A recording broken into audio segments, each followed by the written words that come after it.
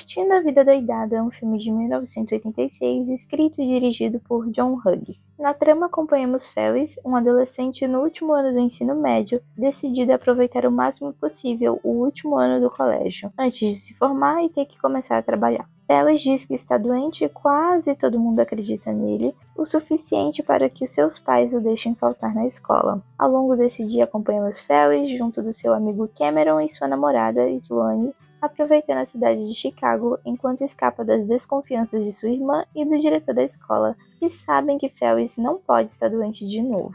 Apesar de todo o carisma e autoconfiança de Ferris renderem um vídeo só dele, hoje vamos falar sobre o Cameron, a Maria vai com as outras. Então, Cameron começa o filme estando doente, ele diz estar se sentindo uma titica, como se estivesse morrendo.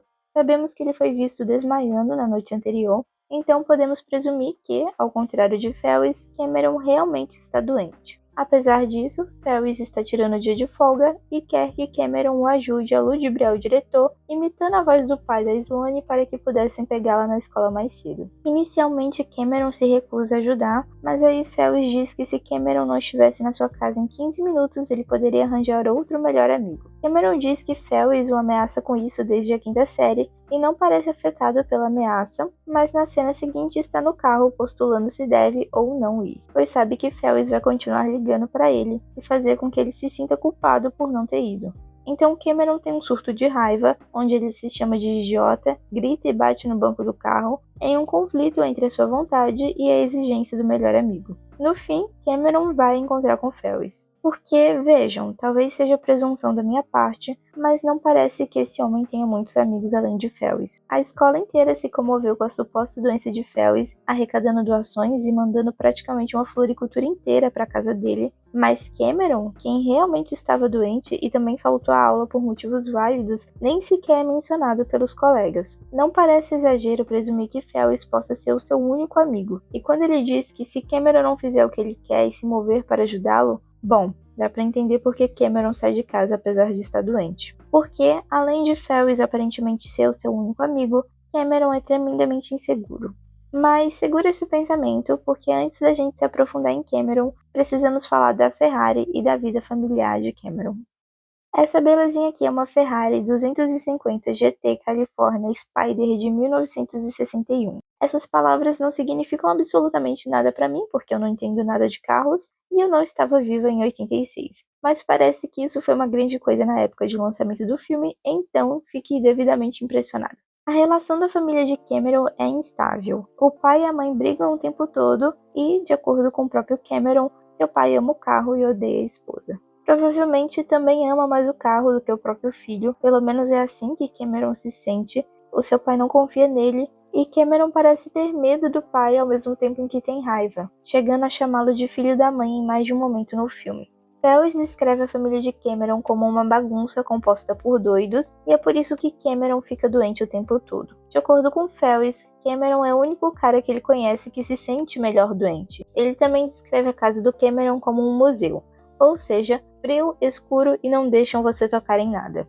Então, considerando tudo isso, dá pra entender por que Cameron fica tão relutante quando Ferris decide que quer a Ferrari do pai dele emprestada. Cameron acaba cedendo relutantemente, mas passa o filme inteiro pedindo a Ferris para que ele devolva o carro, o que Ferris continua negando. Cameron diz que sabe que Ferris não se importa se isso vai metê-lo em encrenca ou não, mas apesar disso, em nenhum momento Cameron dá um basta na situação. Ele não toma a atitude de ele mesmo ir atrás de devolver o carro sozinho e nem pressiona o Ferris para que devolva o veículo. Ele também não impõe limites, ele não disse em nenhum momento por quanto tempo o Ferris poderia usar o carro ou disse que ele assumiria a culpa caso algo desse errado. E no fim algo dá mesmo errado, primeiro porque o Cameron tem um ataque de pânico ao ver que os quilômetros rodados do carro estão muito altos, e depois de entrar em estado de choque e de um breve mergulho na piscina, Cameron tem o seu desenvolvimento de personagem ao, pela primeira vez na vida, tomar uma atitude contra a sua situação. Cameron diz que está cansado, esse ano foi o melhor da vida dele,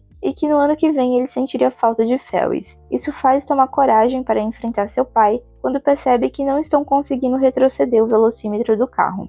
Cameron verbaliza nessa e em outras partes do filme que não serve para nada, que ele é um covarde, que foge de tudo e que deixa o pai fazer o que quer com ele. Nesse momento, ele decide que vai se defender e enfrentar o pai. o que lhe dá confiança suficiente para chutar repetidas vezes a Ferrari, o que resulta nela saindo comicamente da garagem de Cameron e sendo destruída com a queda. No final, sendo justa aqui, Ferris se oferece para assumir a culpa pelo carro estragado, já que, nas palavras dele, foi ele quem forçou Cameron a pegar o carro, mas apesar disso, Cameron recusa a proposta, admitindo que sabia que se meteria em confusão e dizendo que poderia ter impedido Ferris de pegar o carro, mas que mesmo assim ele não o fez. Ele também agradece ao Ferris pelo dia e todo esse arco é tratado como um desenvolvimento de personagem. Mas sejamos realistas aqui, a gente sabe que o Cameron não conversou com o pai quando ele chegou em casa. É lindo pensar que o Cameron conseguiu se impor e dizer ao pai tudo o que pensava sobre o carro, sobre como se sentia menos amado e valorizado que a Ferrari e que não toleraria mais isso. É lindo pensar que o pai dele o entenderia, o abraçaria e diria que não se importa com o carro, porque nada é mais importante do que o filho estar seguro e saber que é amado. Mas sabemos que isso não aconteceu. Provavelmente Cameron não conseguiu falar nem metade do que pretendia, considerando o quanto seu pai deve ter gritado e esbravejado quando viu seu amado carro destruído. Provavelmente a sua mãe tentou interferir, e isso resultou em uma nova briga entre os pais dele, e talvez aquele divórcio finalmente tenha saído depois disso. É ainda mais difícil imaginar que a relação do Cameron e do pai dele tenha melhorado após isso. Mais difícil ainda é imaginar que Cameron ficou melhor em se impor e se defender em um único dia, depois de uma vida inteira de inseguranças. Ferris descreve Cameron como meio perturbado e conta que ele nunca se apaixonou. Cameron não sabe o que vai fazer da vida e acha que nunca fez nada certo, enquanto sente por Ferris tanto admiração quanto um certo grau de ciúmes, já que para Ferris tudo sempre dá certo, todos gostam dele, ele namora uma garota bonita e tem pais amáveis e estáveis. E não importa qual carreira Ferris vai escolher no futuro, é certo que ele vai se dar bem nisso. Ferris diz que se Cameron continuar assim, ele vai se casar com a primeira garota que dorme com ele e que ela vai apenas usá-lo e não vai respeitá-lo, porque nem mesmo Cameron se respeita. A fala exata de Ferris é: ninguém respeita alguém que se joga aos seus pés, isso não funciona.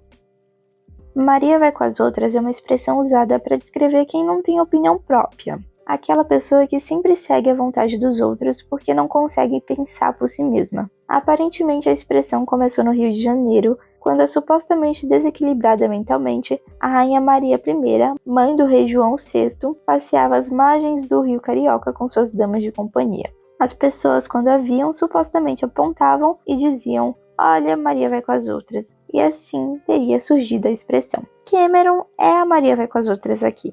Ele repetidamente toma ações ao longo do filme que o faz ceder às vontades do seu único amigo, deixando-se levar pelos caprichos de Ferris, apesar de sua própria vontade e as possíveis consequências resultantes das ações deles. Cameron sabe que poderia impedir Ferris. Ele sabe que bastaria ser um pouco mais firme, estabelecer limites, mas mesmo assim ele não o faz. Ferris se preocupa com os relacionamentos e com a vida familiar de Cameron, mas parece não perceber que a relação deles faz parte do problema, considerando que Cameron não parece ter confiança nem mesmo para falar não para o próprio amigo, e esse dito amigo não o incentiva a falar não dá esse espaço para ele se expressar. Pra ser justa, eu não acho que o Ferris seja um sociopata, como muita gente passou a apontar de uns tempos pra cá. Ele é jovem, idealista e impulsivo e só queria dar para um amigo um dia divertido, já que em breve se formariam no ensino médio e passariam a se ver cada vez menos. Ferris diz que Cameron precisa descobrir um monte de coisas antes de se formar, e foi por isso que ele o levou nesse dia. Ferris parece genuinamente se importar e gostar de Cameron, apesar de não ter uma noção real de como ajudá-lo, já que o seu plano para Cameron começar a tomar atitude na vida envolve roubar um carro avaliado em milhares de dólares da garagem do pai dele e sair por pontos turísticos da cidade. E vejam como Cameron continua cedendo, seja por medo de decepcionar ou medo de perder o amigo. Cameron verbaliza sua desaprovação de forma fraca e Ferris não parece se questionar em nenhum momento se está passando dos limites. Ele quer que o Cameron enfrente o próprio pai, mas nunca chega a pensar que o Cameron também não enfrenta ele, que ele também faz parte do problema. E tanto quanto a gente pode entender o comportamento de Cameron, isso também não é muito triste? Alguém com uma vontade tão frágil, com uma insegurança tão grande que sente que precisa abrir mão de si mesmo para manter um relacionamento? A gente não fala muito sobre isso, mas é preciso muita coragem para dizer não aos amigos. E é preciso ter bons amigos para saber que mesmo quando a gente diz não e estabelecemos limites, no fim eles ainda serão nossos amigos e nossos limites serão respeitados. Se você tem relações que são tão frágeis a ponto de se desintegrarem porque você negou alguma coisa, não quis ir a algum lugar ou fazer alguma coisa, talvez esse seja o sinal que você precisava para começar a rever as suas amizades. Porque um amigo de verdade não vai virar as costas para você ou te abandonar porque você não fez o que ele queria. E talvez Cameron não saiba disso. Bom, pessoal, foi isso. Muito obrigada a quem me ouviu até aqui. Um grande beijo e até o próximo vídeo.